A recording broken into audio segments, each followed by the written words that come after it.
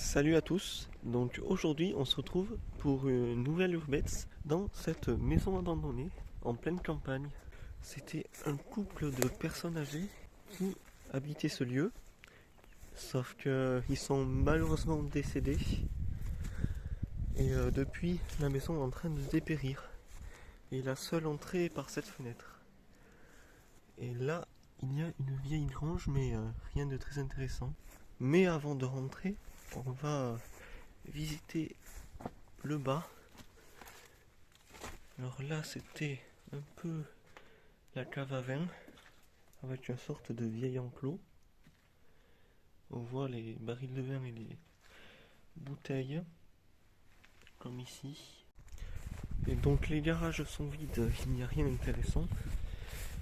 Et là, il y a une seconde porte. Et on entre dans une sorte de petit poulailler. Et de ce côté, c'est tout ce qui était chaudière, je pense. Donc voilà pour le bas. Maintenant on va passer à la partie qui était vraiment habitée. Donc cette maison est abandonnée depuis 2015, ce qui fait pas très longtemps.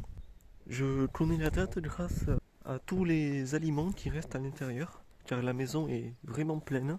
Donc je vais rentrer par là, je vous reprends quand je suis dedans. Parce que pour continuer à filmer là, ça va être un peu galère. Donc nous voilà à l'intérieur. On se retrouve dans une chambre. On voit que même le lit n'est pas très vieux. Bon, malheureusement, la maison a été cambriolée. C'est la 3e ou 4e fois que je viens dans ce lieu. Et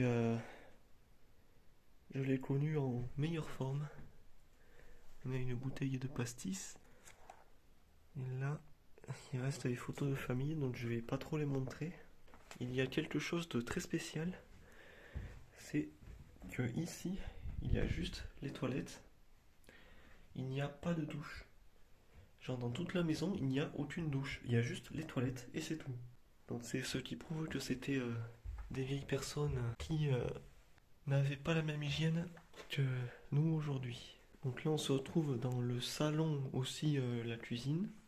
Par exemple, si on ouvre les placards, on voit qu'il reste absolument tout. Et donc cette maison s'appelle la maison sucre, mais grâce à cette boîte de sucre qu'il y a juste là. Oui, oui, je me fais pas trop chier pour trouver les noms de mes urbex, mais je trouvais ça lui allait bien. Et quand je dis qu'il reste tout, c'est qu'il reste vraiment tout. Donc là, on a de l'eau de Cologne. Ça sent le parfum, ici, quand j'ouvre. Donc, par exemple, sur ce paquet de pâte qui est entamé, bon, je vais pas le retoucher parce que c'est un peu dégueulasse, mais il y a la date de 2015.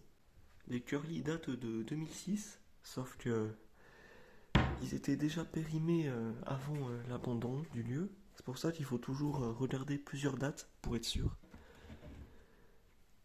Ici, il reste toujours absolument tout. D'autres pâtes, du café, le sel là-haut. Et de ce côté... Putain.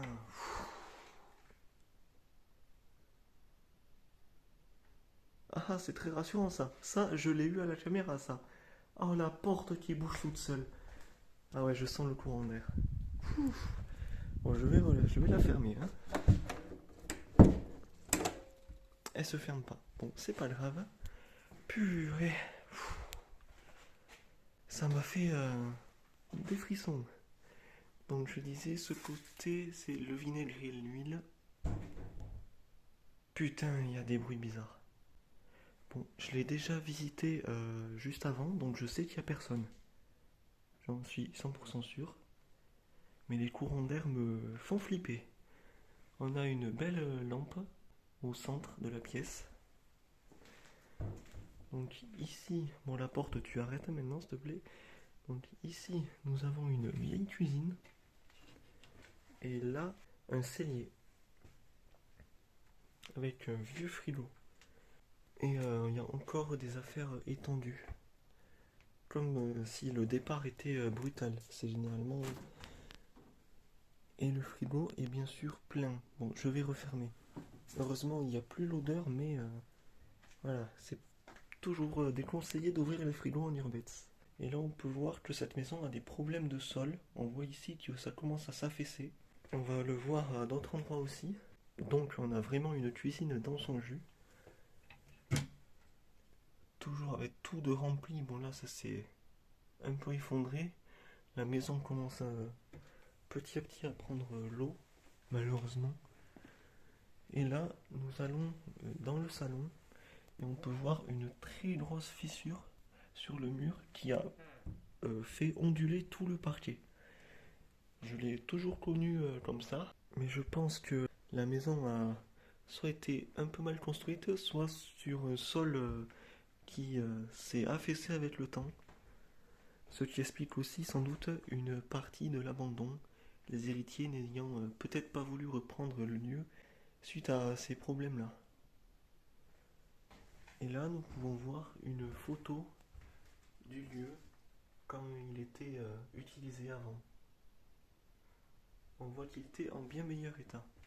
Là, on a une belle horloge avec un canapé et une très grosse bouteille. Ça, c'est de la bouteille. Là, une assiette avec des statues de la Vierge.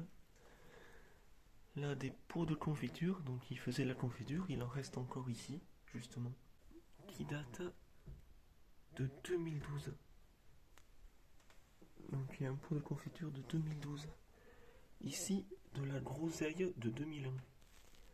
C'est une vraie capsule temporaire. Là, on a une belle commode. Malheureusement, tout a été retourné. Donc maintenant, on va passer à l'étage. Enfin, l'étage, c'est plutôt les combles. Même s'il y a un lit de ce côté. Bon, c'est un très vieux lit là, par contre, qui a été un peu déplumé. De ce côté, c'était plutôt la partie débarras. Et là, je vais à la dernière pièce. Une pièce plutôt vide. Donc voilà, la visite est terminée. Si ça vous a plu, merci de liker, de vous abonner. Et moi, je vous dis à la prochaine. Mais avant de couper, je pense que un jour j'y reviendrai pour faire une petite expérience paranormale. Car j'ai un cadeau et il faut bien que je l'utilise. Donc vous me dites ce que vous en pensez en commentaire et j'essaierai d'y revenir faire une petite expérience. Car je sens que ce lieu est quand même chargé d'histoire. Allez, je vous dis à la prochaine. Bye bye.